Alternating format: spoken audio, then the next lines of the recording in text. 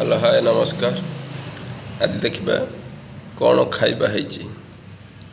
बर्तमान टाइम है दीटा अधे दुकान रे मु खाई बची देखु खाइबा कौन कौन अच्छी।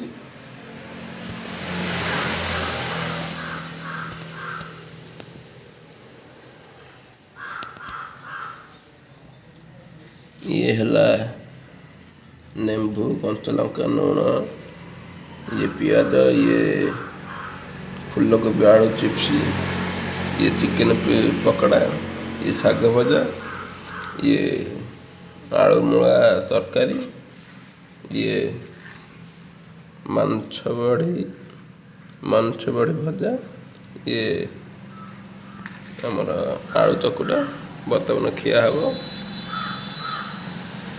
रोची।